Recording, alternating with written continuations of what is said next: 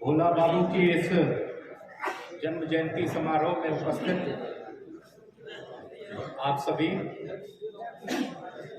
हम सबके चहेते नेता, अतिथि, राज्यसभा सांसद राकेश जी, हम सबके नेता, भोला बाबू के साथ समकालिक राजनीति कर चुके रजनीश जी, कांग्रेस के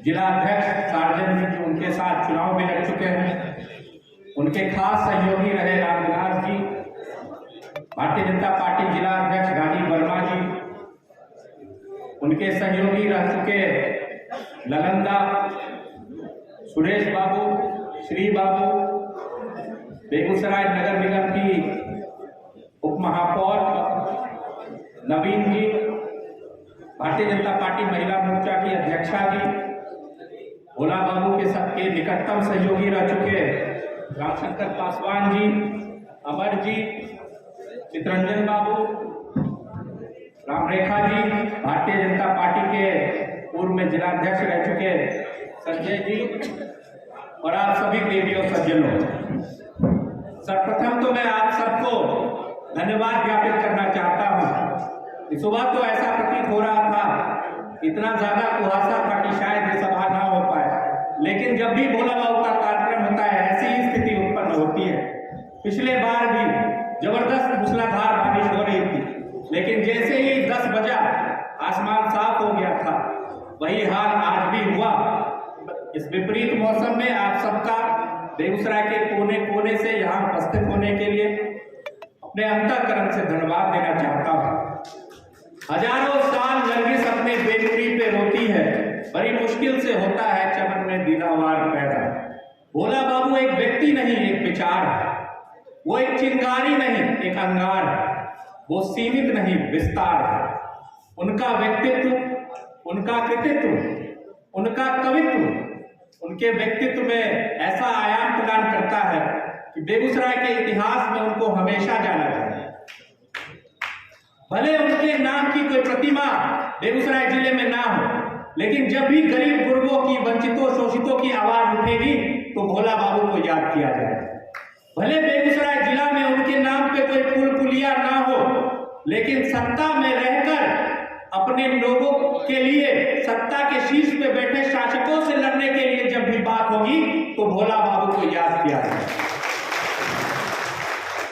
बहुत कम समय उनको मिला देश के सबसे बड़े पंचायत में अपने मातृभूमि का, अपने जन्मभूमि का प्रतिनिधित्व करने के लिए। 4.5 साल का अल्प समय उनको लोकसभा में मिला बेगूसराय के प्रतिनिधित्व के लिए, लेकिन उस 4 साल में उन्होंने ऐसी लकीर खींची कि शायद ही लोकतंत्र, भारतीय लोकतंत्र के इतिहास में वो काम कोई कर पाया हो। आप याद कीजिए कि 2014 से पहले बेगूसराय की स्थिति क्या थी। रिफाइनरी गोदाम बनने के कगार पे था। राजेंद्र पुल हर एक दूसरे महीने क्षतिग्रस्त रहता था, बंद रहता था। फर्टिलाइजर पे आश्वासन आते रहते थे, लेकिन कोई प्रगति नहीं थी। असम रोड का हालत खराब था, लेकिन 4 साल के अल्प समय में 50,000 करोड़ की परियोजना केंद्र सरकार की लाकर उन्होंने बेगूसराय वासियों को समर्पित किया। ये सब वो अपने कुशलता का, अपने प्रतिभा का, अपने व्यक्तित्व का फायदा वो अपने लिए, अपने परिवार के लिए, अपने सहयोगियों के लिए धन एकत्रित करके कर सकते थे, लेकिन ये उनका चरित्र नहीं था। वो अपनी प्रतिभा का इस्तेमाल आम जनों के जीवन में आमूल-चूल परिवर्तन लाने के लिए करते थे, और ये उनकी सबसे बड़ी खासियत थी। कुछ दिन पहले मैं सूजा गांव में था तो टुनटुन पंडित मिले, और वो उनका एक आश्वासन पत्र अपने साथ हमेशा रखते हैं। 20 साल पुराना ये आश्वासन पत्र था। 20 साल पुराने फटे चिटे आश्वासन पत्र में जो भी लिखा था मैं आपके सामने शब्दशः प्रस्तुत करता हूँ। बीडीओ साहब, बेगूसराय प्रखंड, ये टुनटुन पंडित है। सृष्टि के अद्भुत प्राणी, झोपड़ी धरती में समा गई है। 7 बच्चों के पिता है, घर नहीं है, खेत नहीं है, पर पेट है। करते कुछ नहीं है, बोलते जरूर है, सृष्टि के अनमोल रत्न है। इन्हें भेज रहा हूं इंदिरा आवास के लिए, सूजा गांधी ग्राम के हैं, बेकहल। बस इतना सा पत्र था। बताइए कि ऐसे आत्मीय पत्र को देख के कौन अधिकारी नहीं चाहेगा कि वो काम कर सके। अपने 50 साल की राजनीति में उन्होंने ऐसी अनगिनत पत्रों को लिखा और जिसके कारण कई लाखों जीवन में परिवर्तन आया।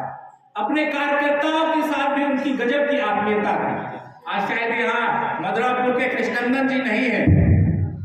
जब वो सांसद थे तो कृष्णनंदन जी अपने कार्यकर्ताओं के साथ तेघरा ब्लॉक में धरना दे रहे थे। यहाँ कुछ लोग मौजूद हैं, उनके साथ धरना में मौजूद थे। कुछ बहस हो गई वहां के अधिकारियों के साथ, ब्लॉक के अधिकारियों के साथ। बहस आगे बढ़ी, कुछ अपशब्द अधिकारियों ने कह दिया, बहस हाथापाई तक पहुंच गई, दोनों तरफ से चोटें आई, एफआईआर हुआ। ब्लॉक के सभी कर्मचारी धरना पे बैठ गए और वो ये मांग करने लगे कि कृष्णनंदन सहित भारतीय जनता पार्टी के सभी कार्यकर्ताओं की 24 घंटे के